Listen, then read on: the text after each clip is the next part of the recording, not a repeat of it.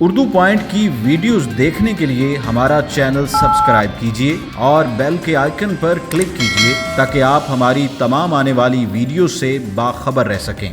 Corona کی مصیبت ٹلی نہیں تھی کہ ٹڈی عذاب بن کر نازل ہو گئی۔ ایک چھوٹا سا جاندار ٹڈی کتنی تباہی پھیلا سکتا ہے، ٹڈی کے بارے میں اسلام کیا کہتا ہے اور سعودی عرب میں کیسے ٹڈی کا شکار کیا جاتا ہے اور وہاں کے لوگ کتنے شوق سے ٹڈی کھاتے ہیں۔ کیا آپ جانتے ہیں کہ کراچی میں بھی ٹڈی باربیکیو اور ٹڈی بریانی بنتی ہے؟ ان تمام حیران کن باتوں کے بارے میں آپ کو بتائیں گے اس ویڈیو میں۔ ناظرین، ٹڈی دل آندھی کی طرح آتا ہے اور ایک لشکر کئی کلومیٹر پر پھیلے کھیتوں کو پلک جھپکتے ہی اپنی لپیٹ میں لے لیتا ہے اور اس کے بعد کسان کچھ نہیں کر سکتا۔ ٹڈی دل اس کی آنکھوں کے سامنے اس کی فصل کا صفایا کر دیتا ہے اور یہ صرف منٹوں کی بات ہے۔ پاکستان کے 51 اضلاع ٹڈی دل سے متاثر ہوئے ہیں، جہاں کسانوں کی تیار فصلیں تباہ ہوئی ہیں، اور سب سے زیادہ متاثر ہونے والا صوبہ بلوچستان ہے۔ جنوبی پنجاب میں ٹڈی دل 2500 ایکڑ پر کپاس کو اب تک تباہ کر چکا ہے اور ابھی موسم گرما کا آغاز ہے، جس میں اس کے حملوں میں بتدریج اضافہ متوقع ہے۔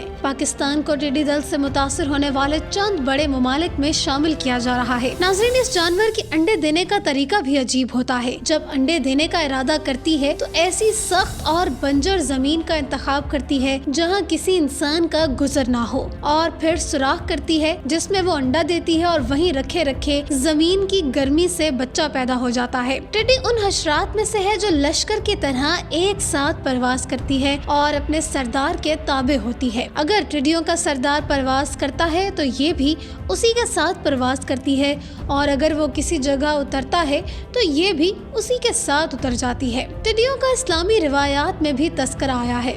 علامہ دمیری رحمت اللہ علیہ فرماتے ہیں کہ ٹڈی میں مختلف جانوروں کی 10 چیزیں پائی جاتی ہیں: گھوڑے کا چہرہ، ہاتھی کی آنکھ، بیل کی گردن، 12 سنگھا کا سینگ، شیر کا سینہ، بچھو کا پیٹ، گدھ کے پر، اونٹ کی ران، شتر مرغ کی ٹانگ اور سانپ کی دم ہوتی ہے۔ حضرت ابن عبداللہ فرماتے ہیں کہ حضرت عمر فاروق رضی اللہ عنہ کے دور خلافت میں 1 سال ٹڈیاں مقفود ہو گئی تھیں، جس کا فاروق اعظم کو بہت غم ہوا۔ آپ نے ٹڈیوں کی تلاش کے لیے چاروں طرف آدمی دوڑا دیے، کسی کو شام کی طرف بھیجا، کسی کو عراق کی طرف اور کسی کو یمن کی طرف۔ جو یمن کی جانب ٹڈی تلاش کرنے گیا تھا، اس نے تلاش کر کے عمر فاروق رضی اللہ عنہ کی خدمت میں پیش کی، جس کو دیکھ کر آپ کا غم ہلکا ہوا اور فرمایا، حق تعالی نے 1000 مخلوق کو پیدا کیا ہے، جس میں 600 دریا میں رہتی ہیں اور 400 خشکی میں، اور جب حق تعالی مخلوق کو فنا کرنے کا ارادہ کرے گا تو سب سے پہلے ٹڈیاں فنا کی جائیں گی اور اس کے بعد دیگر مخلوق۔ اس کے علاوہ ابن عدی نے محمد بن عیسیٰ کے ترجمے میں اور ترمذی نے نورادات میں یہ بات کا ذکر کیا ہے کہ تمام مخلوق میں ٹڈی کو سب سے پہلے ہلاک کیا جائے گا، کیونکہ یہ ٹڈی اس مٹی سے پیدا کی گئی ہے جو حضرت آدم علیہ السلام کے پیدا کرنے سے بچ گئی تھی۔ اب آپ کو ایک اور حیران کن بات بتاتے ہیں۔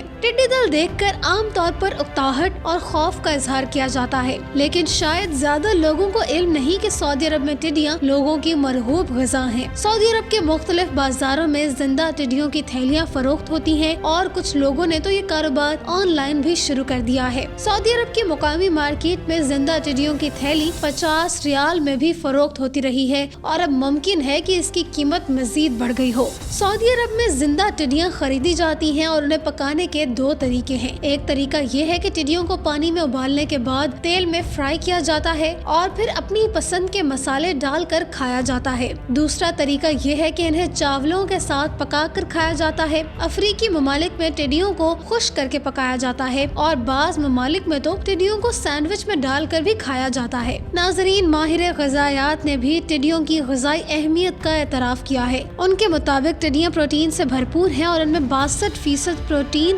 17% تیل اور 21% magnesium, calcium, iron, sodium, potassium اور فاسفورس ہوتا ہے۔ ڈاکٹروں کا کہنا ہے کہ ٹڈیاں کھانے سے مختلف موسمی بیماریاں ختم ہوتی ہیں۔ ٹڈیاں کیونکہ مختلف پتوں سے غذا حاصل کرتی ہیں، اس لیے ان کے کھانے سے جسم کو غذائیت ملتی ہے، جس سے انسان توانائی اور فرحت محسوس کرتا ہے۔ جڑی بوٹیوں سے علاج معالجہ کرنے والے سعودیوں کا کہنا ہے کہ ٹڈیاں کھانے سے جوڑوں کا درد ختم ہو جاتا ہے۔ یہ کمر کے درد کا فعال علاج ہے۔ ٹڈیاں کھانے کے شوقین لوگ اسے خشکی کا جھینگا کہتے ہیں۔ और उनके मुताबिक जितनी ताकत समुद्री झींगों में होती है उतनी ही ताकत टिड्डियों में भी होती है। जहां सऊदी अरब में टिड्डियां लोगों की मरहूब ग़िज़ा और कमाई का जरिया है, वहीं पाकिस्तानियों ने भी टिड्डी दल को अपनी कमाई का जरिया बना लिया है। अब पाकिस्तान के मुख्तलिफ शहरों में टिड्डियां 20 रुपए किलो तक फरोख्त होने लगी हैं और गरीब देहाती एक रोज में कई मन टिड्डियां पकड़कर हजारों रुपए कमा रहे हैं। एक अंदाजे के मुताबिक टिड्डियां पकड़ने वाले हर शख्स ने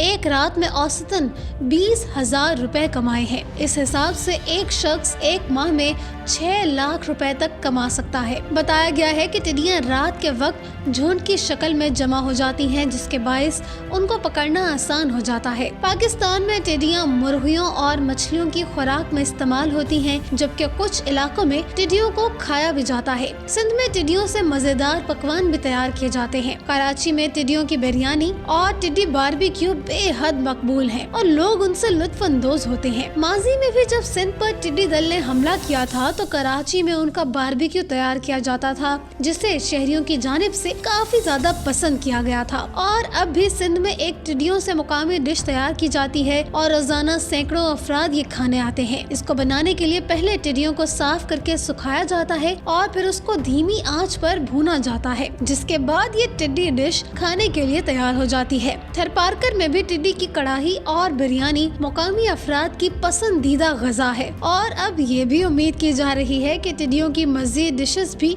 मुतारिफ कराई जाएंगी।